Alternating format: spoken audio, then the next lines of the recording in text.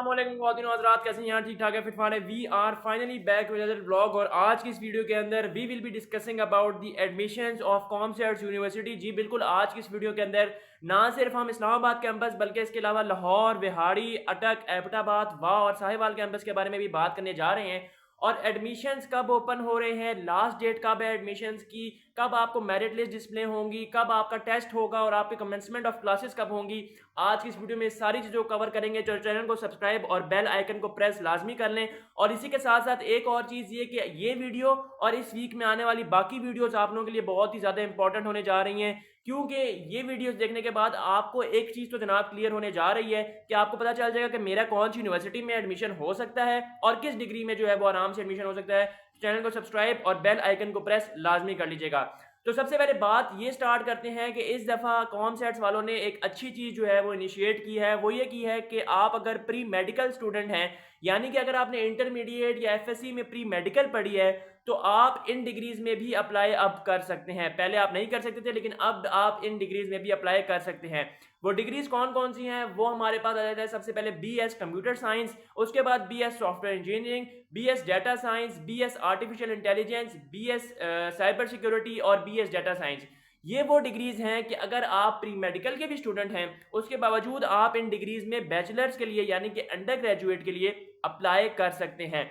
इसी के साथ अब बात करते हैं हम एडमिशन स्केड्यूल के बारे में, यानी कि last date to apply for the admissions कब कब है। ठीक है जी, सबसे पहले one and only main campus के बारे में बात करते हैं। तो इस्लामाबाद कैंपस की जो लास्ट डेट टू अप्लाई है वो हमारे पास 10 जुलाई है। इसी के साथ साथ लाहौर कैंपस की जो है वो 18 जुलाई है। और वाह और एबटाबाद कैंपस की दोनों की सेम है जो कि 1 अगस्त है। साहिवाल, बिहाड़ी और अटक कैंपस की 9 अगस्त है। ये last date to apply for admission है, यानी कि इसके बाद एडमिशंस नहीं लिए जाएंगे, एडमिशंस क्लोज हो जाएंगे। अब मैं आप लोगों को इस वीडियो में ये भी बताऊंगा कि क्या ये डेट्स एक्सटेंड हो सकती हैं, क्योंकि आप लोगों को पिछले बार भी बताया कि मैंने आप लोगों को बताया था पिछले सेशन में कि डेट्स एक्सटेंड होंगी और वाकई हुई थी। तो ये डेट्स क्या एक्सटेंड हो सकती हैं, इनके बारे में भी डिस्कशन करेंगे। लेकिन सबसे पहले हम बात करते हैं एंट्री टेस्ट स्केड्यूल के बारे में, यानी कि इस्लामाबाद में टेस्ट कब कब और किस किस दिन स्केड्यूल किए जा रहे हैं। इसी तरह बिहाड़ी में, लाहौर, साहिवाल, अटक और वाह कैंपस के बारे में, ठीक है जी, और एबटाबाद कैंपस के बारे में भी।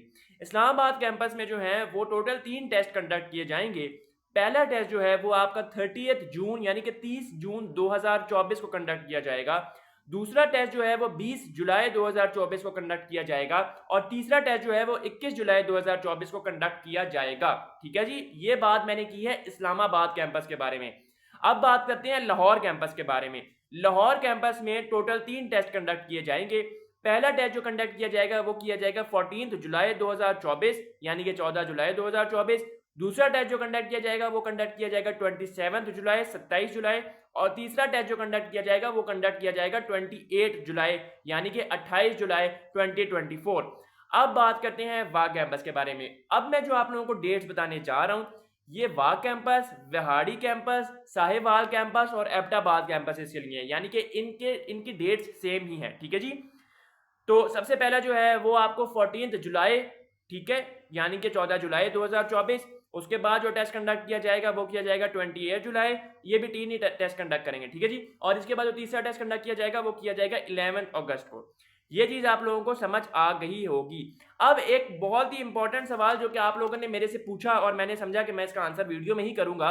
बहुत से सवाल मुझे ये देखने को मिला कि बाद भाई एनटीएस में अगर 80 टू 90% नंबर हैं तो क्या मैं अपने 80 टू 90 मार्क्स हैं, परसेंट मार्क्स हैं, तो क्या मैं अपने आप को सेफ समझूं या ना समझूं सीएस के लिए। ठीक है जी, देखें एनटीएस के मार्क्स खाली एनटीएस के मार्क्स नहीं काउंट किए जाते। खाली एनटीएस के मार्क्स को देखकर ये चीज़ नहीं बताई जा सकती कि आप सेफ हैं या नहीं, जब तक आप अपने मैट्रिक और एफएससी के नंबर नहीं बताएंगे। ऑल दो वेटेज ज़्यादा होती है, इस बात में कोई शक नहीं कि एनटीएस के नंबर्स की वेटेज एफएससी और मैट्रिक के नंबर से ज़्यादा होती है। और एनटीएस में अगर अच्छे नंबर आए तो आपकी सारी गेम बदल जाती है, लेकिन मैट्रिक और एफएससी के नंबर्स भी मैटर करते हैं। यानी कि अगर आपने अपना एग्रीगेट कैलकुलेट करना है तो आप मुझे अपने मैट्रिक के नंबर भी बताएंगे, एफएससी के नंबर भी बताएंगे और एनटीएस के नंबर भी बताएंगे। खाली एनटीएस के नंबर से ये चीज़ गैस नहीं की जा सकती कि मेरे एनटीएस में 80 नंबर है या 90 नंबर है कि तो क्या मेरा सीएस में हो जाएगा या नहीं।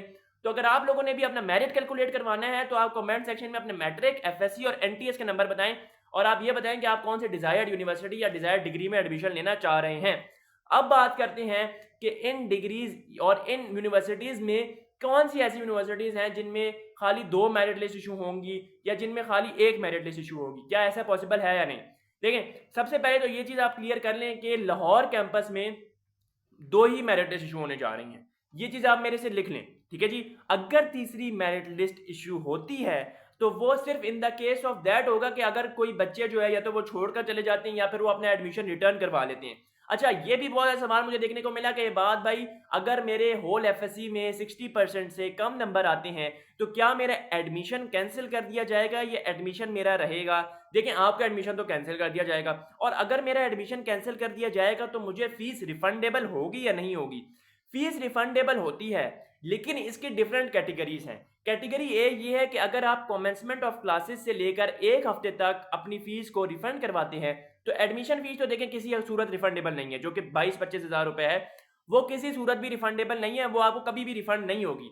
जो बाकी के बच जाते हैं, यानी कि टोटल फ़ीस में से 22,000 निकाल लें, फ़ीस स्ट्रक्चर भी मैं आप लोगों को बताता हूँ। टोटल फ़ीस में से 22,000 निकाल लें और आपको उतनी फ़ीस रिफंडेबल हो जाएगी। इसी तरह 1 हफ्ते के बाद अगर आप कराते हैं, 15 दिन तक कराते हैं, तो वो आपको 75% रिफंडेबल होगी। अगर आप 20 दिन तक कराते हैं तो 50%। इसी तरह महीने तक ये सारा पार्ट्स में डिवाइड हुआ है, उसके बाद आपको कोई रिफंडेबल फ़ीस नहीं होगी, ठीक है? So you have to take the decision very wisely. पहली बात। दूसरी बात ये कि मुझे एक क्वेश्चन ये देखने को मिला कि बाद भाई मैं इम्प्रूवमेंट देने लगा हूँ एफएससी की। इम्प्रूवमेंट का रिजल्ट तो उस वक्त तक नहीं आएगा जब तक कि ये एडमिशन्स हो जाएंगे। तो क्या मैं पुराना ही एफएससी का फॉर श्योर ऑब्वियसली आप पुराना ही एफएससी का जो है वो रिजल्ट लगाएंगे, क्योंकि आपके पास तो नया नहीं आया ना इम्प्रूव वाला। बेशक आप इम्प्रूवमेंट दे रहे हैं, जब तक के रिजल्ट आपके पास बाय हैंड नहीं आ जाता या फिर आपके पास शो नहीं हो जाता, मार्क्स अपडेट नहीं हो जाती, तब तक आप नहीं उसके लिए अप्लाई कर सकते। मतलब कि आप उस टेस्ट की उस इम्प्रूव जो कहते हैं रिजल्ट की बेस पे अप्लाई नहीं कर सकते। स्कॉलरशिप्स के बारे में बात कर ली जाए तो कॉमसर्ट यूनिवर्सिटी इस्लामाबाद में ये एक उन्होंने मुझे ये चीज़ बताई है कि अगर किसी के स्ट्रेट एज हैं या अगर कोई पोजीशन होल्डर है बोर्ड में या फिर किसी ने अच्छे मार्क्स लिए हैं, कोई आउटस्टैंडिंग स्टूडेंट है, तो उनको स्कॉलरशिप प्रोवाइड की जा रही है। ये कहना है कॉमसर्ट यूनिवर्सिटी इस्लामाबाद वालों का, ठीक है जी। अब इसके अलावा ये बात करते हैं, जो जितने भी लोग इस बारे में बात करते हैं कि बात भाई अगर मेरा जो मेरिट है वो सबसे ज़्यादा हो तो क्या मुझे उस बेस पे मुझे कोई स्कॉलरशिप मिलेगी? ऐसा कोई सीन नहीं है। उनका कहने का मतलब ये था कि अगर आप लोगों को ये बात समझ नहीं है कि वो क्या कहना चाह रहे हैं, वो ये कहना चाह रहे थे कि मेरे अगर सबसे ज़्यादा नंबर हो, मेरिट में मेरा सबसे पहले वाला नाम हो, यानी कि अगर मेरा मेरिट 90% है और सीएस में सबसे पहला बंदा हूँ जिसने मैंने एडमिशन लिया, तो क्या मुझे स्कॉलरशिप मिलेगी? ऐसा कोई सीन नहीं है। अगर आपके एफएससी में कोई आप पोजीशन होल्डर रहे हैं या आपकी बोर्ड में कोई पोजीशन आई है, तो आपको कॉमसेट्स के अकॉर्डिंग आपको जो है वो स्कॉलरशिप मिलेगी। इसके अलावा अगर कोई ये कह रहा था, मुझे बहुत से सवाल ये देखने को मिले कि बाद भी अगर मेरा जीपीए अच्छा आता तो मुझे स्कॉलरशिप मिलेगी। लेकिन to be very honest scholarship नहीं है। To be very honest, let's be frank, scholarship नहीं है, ठीक है जी। स्कॉलरशिप नहीं मिलती, बहुत मुश्किलों से अगर कोई आपके रिसोर्सेज वगैरह हैं तो लग सकता है, स्कॉलरशिप मिल सकती है। अच्छा, कमेंसमेंट ऑफ क्लासेस के बारे में मैंने बात नहीं की और लाहौर के बारे में बात नहीं की। अच्छा, मेरिट लिस्ट डिस्प्ले कब हो रही है ये भी बता दूँ। जो इस्लामाबाद कैंपस है उसकी मेरिट लिस्ट जो है वो 26 जुलाई को डिस्प्ले हो रही है और लाहौर कैंपस की मेरिट लिस्ट 4 अगस्त को डिस्प्ले हो रही है। ये मैं बात कर रहा हूँ पहली मेरिट लिस्ट के बारे में। याद रखिएगा, इस्लामाबाद में 3 मेरिट लिस्ट इशू होंगी, मार्क माय वर्ड्स, और लाहौर में 2 मेरिट लिस्ट इशू होंगी, ठीक है। तीसरी मेरिट लिस्ट एक्सेप्शनल केस पे अगर कोई बच्चा छोड़कर जाते हैं तो तीसरी मेरिट लिस्ट आ जाएगी। उसके चांसेस आप समझेंगे 80 to 82% है, ठीक है जी। और ये बाकी जो आगे जितनी भी वाह, विहाड़ी, साहिवाल और एबटाबाद कैंपस, इनकी जो मेरिट लिस्ट है वो 16 अगस्त को जो है वो इशू की जाएगी, ठीक है जी। कमेंसमेंट ऑफ क्लासेस के बारे में बात कर ले तो कमेंसमेंट ऑफ क्लासेस सारे कैंपसेस की एक ही दिन है, जो कि है 2 सितंबर 2024, यानी कि 2 सितंबर 2024 को आपकी क्लास का पहला दिन होगा। ओरिएंटेशन कब होती है? ओरिएंटेशन इससे नॉर्मली एक दिन पहले होती है, लेकिन बहुत सी यूनिवर्सिटीज़ के कैंपसेस, यानी कि बहुत से कैंपसेस ऐसे हैं कॉमसेट्स के जिनमें 2-2, 3-3, 4-4 दिन पहले भी हो जाती है। तो इस चीज़ का भी आपने ख्याल रखना है। नेक्स्ट वीडियो में मैं आप लोगों के लिए एनटीएस के क्वांटिटेटिव पोर्शंस के पास्ट पेपर्स लेके आने जा रहा हूँ, तो चैनल को सब्सक्राइब कर लें। आपसे मिलेंगे नेक्स्ट वीडियो में। Till then take care and Allah.